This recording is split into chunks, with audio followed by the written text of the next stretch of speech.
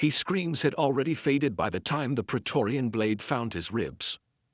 Caligula had not expected it. That, perhaps, was the greatest irony. The emperor of divine blood, born into the very heart of Rome's most sacred lineage, raised in the shadow of Caesar Augustus and promised to Jupiter himself, died not on a battlefield, nor in the grandeur of the Senate, but in a shadowed corridor of his own palace. He had once believed that gods could not bleed. But Caligula bled. Not like a deity. Like a man. The corridor was narrow and dim, lined with fading frescoes, once divine celebrations, now chipped and mocking. His sandals slipped as he stumbled back, mouth slack, eyes wide, not in pain but confusion. That was the look, witnesses said. Not terror. Confusion. As though the gods had broken a promise. But before blood spilled on marble, before whispers turned into daggers, there had been a boy. Gaius Julius Caesar Germanicus. A child adored by the legions, clad in miniature armor, nicknamed Caligula after the Caligulae boots he wore as a boy marching beside his father, the mighty Germanicus. He was the golden son of Rome, smiled upon by the crowds, the Senate, the soldiers, even the Empress Livia. But golden boys rarely stay untarnished. Germanicus died under suspicious circumstances when Caligula was just 7. His father's ashes were carried back to Rome by grieving legions. Poison was suspected, whispers pointing at Emperor Tiberius. Rome looked at the child and mourned not only the father lost, but the future stolen. They saw in him a chance for redemption. Perhaps he would be better. Perhaps he would bring light. Instead, he became a living eclipse. Raised in the viper pit of imperial politics, Caligula learned quickly to hide his thoughts behind a practiced smile. He watched his mother Agrippina the elder exiled and starved. He watched his brothers die, poison, exile, suspicion. He survived only because he learned silence. Tiberius, old and monstrous on the island of Capri, kept him close, calling him a serpent raised for Rome. A prophet's warning, ignored. When Tiberius died, many believed Caligula smothered him himself. The gates of Rome opened in celebration. The Senate restored honors. The people rejoiced. The golden boy had returned. Statues were raised. Prayers were offered. The empire exhaled. And then, almost overnight, everything turned. Some say it began with illness, a fever that burned through his mind, leaving behind a god where a man once stood. Others blame the absolute power. Or the decades of trauma and betrayal. Caligula became not merely cruel, but divine in his own eyes. He did not just rule. He reigned as a living god. He erected temples to himself. Demanded sacrifices. Called his horse consul. Made senators run beside his litter. Laughed as families wept. But cruelty alone does not kill an emperor. It was something else. Fear. It grew in the shadows of Rome, in the hallways of the palace, in the ranks of the Praetorian Guard. A whisper.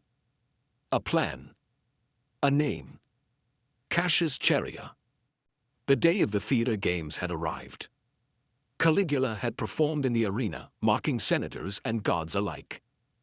He stepped behind the curtain, laughter still clinging to his lips like wine.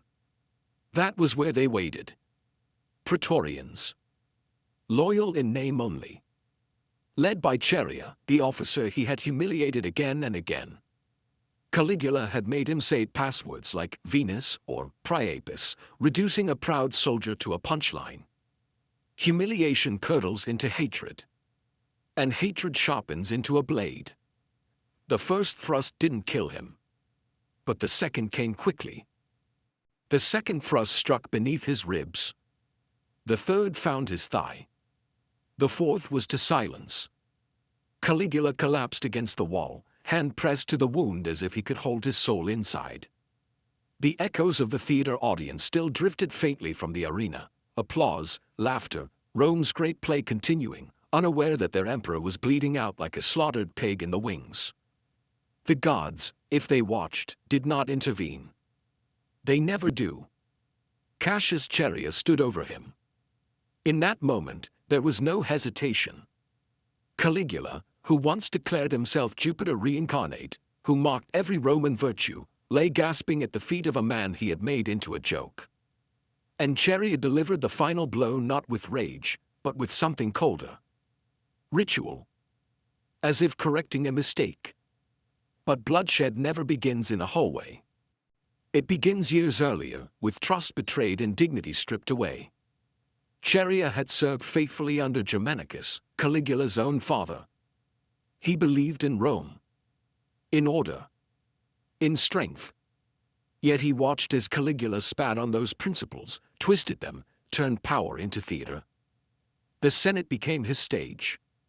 Law became farce. There was no justice, only whims, executions ordered over dinner, banishments scribbled on napkins, incest whispered behind velvet curtains. And then the gods. Caligula had not merely claimed divinity. He demanded it. Statues of Zeus and Apollo were reshaped into his likeness. He walked barefoot in the temples, demanding that Jupiter bow to him. He slept with his sisters and called it sacred. He was not a ruler. He was Rome's first true god-king. And gods are lonely. Perhaps that loneliness was the rot. For all his cruelty, Caligula was still the boy who had buried his father in ashes, the boy who had watched his family consumed by imperial paranoia. Now he stood at the top, utterly alone. He trusted no one. He feared everyone. He had no children, no heirs. His wife, his fourth, was treated as property. His uncle Claudius, a stammering fool in the shadows, was ignored. Rome was not his family. Rome was his stage. And it was burning. He mocked the Senate but needed their wealth. He humiliated the army but relied on their swords. He terrified the nobility but used their daughters. Every alliance was temporary. Every favor twisted. And beneath it all, the city seethed. The tipping point came not from policy, but theater. In the months leading to his assassination, Caligula had spent vast fortunes on games, gladiator matches, chariot races. The treasury bled. Taxes rose. Executions followed. He sold the lives of senators' sons as slaves to fund spectacles. He auctioned imperial furniture. He paraded through Rome as a sun god. And when he announced he would move the capital to Alexandria, to rule as a living deity among Egyptians, Rome broke. The Senate whispered. The god listened. And Cassius Chaerea began to plan. Now the plan had bloomed in blood. Caligula, once the adored child of Rome, the last son of Germanicus, lay dying on the marble floor. But it was not over. His wife, Caesonia, and their young daughter were nearby. The conspirators debated. Chaos was dangerous. Survivors could claim vengeance. So they chose silence. Finality. Caesonia was run through without ceremony. Her blood joined her husband's. The child, just an infant, was smashed against the wall. They said Rome wept. But not for long. Outside, the crowds were still cheering. The games continued. For a brief moment, Rome had no emperor. No god. Just silence. And behind that silence, history shifted. For hours, the empire had no head. The body of Gaius Julius Caesar Germanicus, Caligula, lay cooling beneath the palace colonnade, barely covered by a curtain ripped from the theater stage. His divine blood stained the polished stone. The Praetorians did not trumpet his death. No decree was issued. No priest read omens. There was only the sound of sandals hurrying over marble, whispers behind every door, and the subtle creak of power unmoored. The city did not erupt into chaos. It inhaled. The Senate, caught between horror and opportunity, saw a door open. Some believed they could restore the Republic. Without an emperor, they reasoned, Rome could remember itself. The age of gods and tyrants could end. They gathered quickly, cloaked in dignity, speaking of liberty and Cicero. But liberty was a dream they only remembered after assassinations. Meanwhile, in the blood-slicked halls of the palace, the real scramble began. A servant, no one remembers his name, ran to find Claudius. The fool. The stammering uncle. The man who limped and drooled and was so often mocked that even Caligula left him alive for amusement. He was found hiding behind a curtain, shaking. When soldiers found him, he begged for mercy. But instead of a blade, they offered a knee. They saluted him. Called him Caesar. Because in Rome, power cannot vanish. It must transfer. Claudius, terrified and unprepared, became emperor not by will, but by vacuum. The Praetorians, blood still drying on their hands, declared him sovereign within hours of killing his nephew. It was not philosophy. It was survival. They needed a ruler to protect their position. A god had died. A ghost would do. Claudius wept. And accepted. As word of the transition spread, the Senate's hope shriveled. They protested. Argued. Threatened. But it was too late. The guards had already sealed the forum. Swords had chosen their Caesar.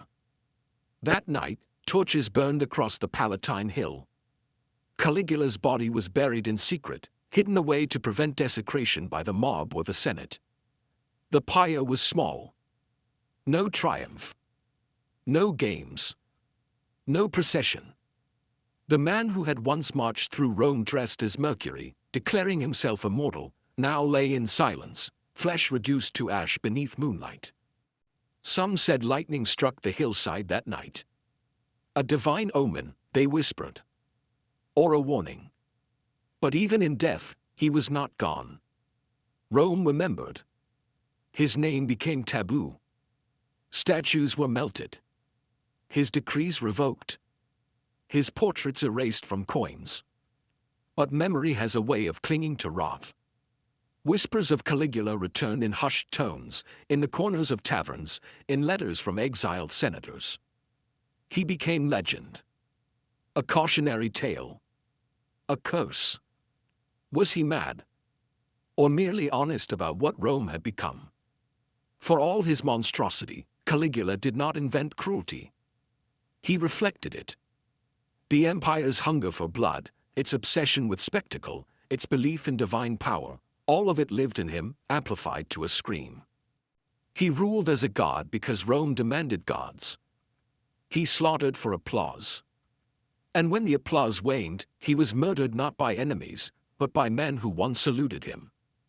Cassius Chaerea was executed weeks later. Claudius, newly emboldened, gave the order. The Senate had begged for mercy. But emperors learn quickly. Traitors kill once. Then again. Then again. Rome would never again risk a republic. The boy in the boots had become the man in the ashes. Long before the Senate recoiled, before the blades were drawn in secret halls, there had been something almost pitiable about Caligula. The wide-eyed child marched in miniature armor alongside his father's legions, adored by soldiers who saw in him a symbol of loyalty, Roman strength, even hope. They nicknamed him Caligula, Little Boots, a jest that turned to omen. For what is Rome, if not the place where nicknames become fates? He was born into tragedy. His family, descendants of Augustus, heroes in blood, were slowly crushed by the very machine they had helped build. One by one, the Julii and the Germanici were exiled, accused, or eliminated. Caligula's childhood was a funeral procession, each family member a new lesson in fear. Trust no one. Show nothing. Survive.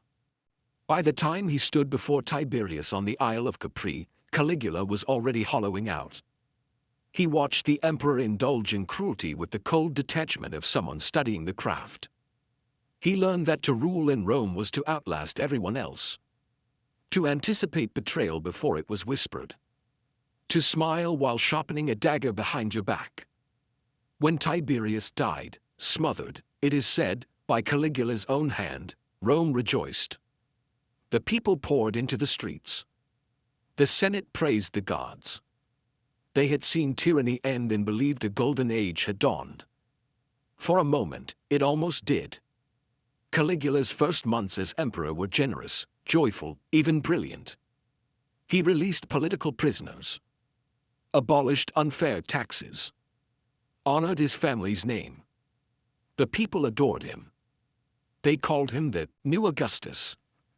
And then, some say it was a fever, others a seizure, or perhaps something darker, the change began. He returned from his illness not as a man but as something else. He spoke of visions, of divine light, of voices that commanded him to transcend mortality. He no longer ruled Rome. He was Rome. The descent was not sudden. It was gradual, like a sun setting beneath blood-colored clouds. The laws became parodies.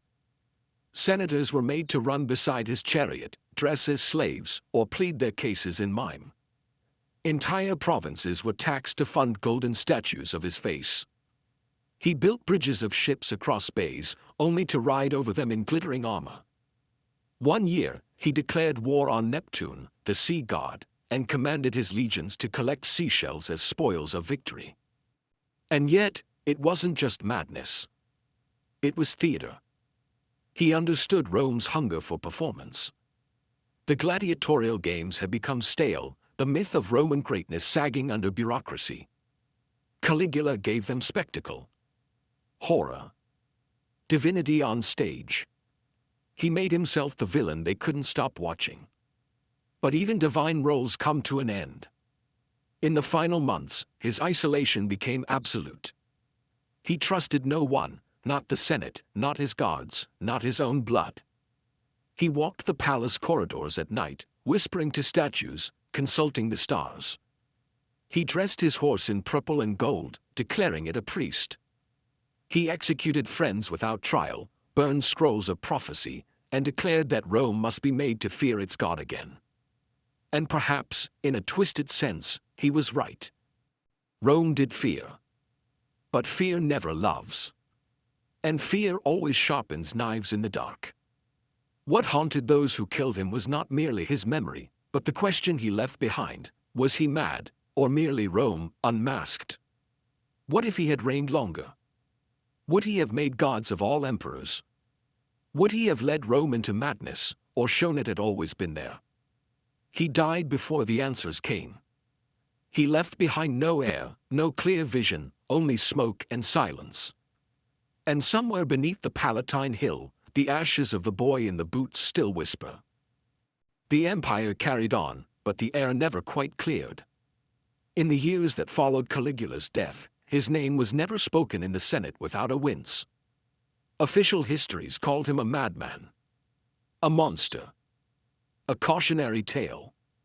His memory was condemned, damnatio memoriae, his statues pulled from temples, his likeness scratched from coins, his proclamations nullified. But memory is not so easily erased.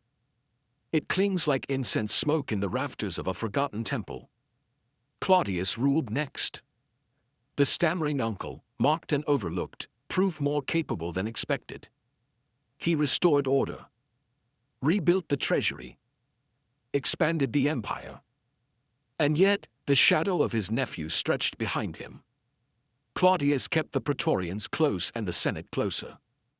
He had seen how easily gods were murdered. Rome, too, remembered. But memory warped. In taverns, Caligula became myth. In alleyway jokes, he was the emperor who fought the sea. In the terrified bedtime stories of patrician children, he was the man who could hear thoughts, who fed men to lions for grammar errors, who declared himself divine and made Rome kneel. His life became a mirror, held up to an empire that wanted to believe it was sane. But the deeper tragedy is not what Caligula became. It's what Rome allowed him to be. The empire gave him the tools. It taught him fear. It elevated him with blind loyalty, then watched with morbid fascination as he spiraled. The Senate, so quick to denounce him, had once celebrated every decree. The Praetorians, who bathed him in applause, later bathed him in blood. Even the people, those cheering mobs, had once crowned him with roses as he paraded in golden armor. And then they moved on. What would have happened had he ruled another decade? Would he have declared the gods extinct and raised his own pantheon? Would Rome have followed? How long before another senator bowed not out of respect, but to avoid the blade? Or, worse still, was Caligula not Rome's sickness, but its cure? There's a line scratched in a prison wall, dated years after his death. Asterisk, better a mad god than a sane coward. Asterisk, no one knows who wrote it. But it survives. That is the paradox of Caligula. He was terrifying, absurd, hateful. But he was alive in a way the bureaucrats never were. His reign was a fever dream, yes, but one Rome never truly woke from. Every emperor after him ruled with the ghost of Caligula at their back. Nero, Domitian, Commodus, all measured against the one who shattered the illusion first. If Caligula taught Rome anything, it was this: power untethered from humanity does not merely corrupt. It devours. And it laughs while doing so. Even now, historians debate. Was he mad from illness? Broken by grief? A product of imperial decay? Or was he simply the first to be honest about what the empire really was, a stage of masks and blood, waiting for the next god to slip? In the end, we are left with the same questions his killers must have asked as they wiped their blades clean. Was he to be feared? Pitied? Admired? Or was he just inevitable? One day he stood before the Roman people and asked if he should kill them all. They laughed, unsure if it was a joke. And for one heartbeat of silence. So was he. If they had ruled longer, what darker fate might have awaited the empire?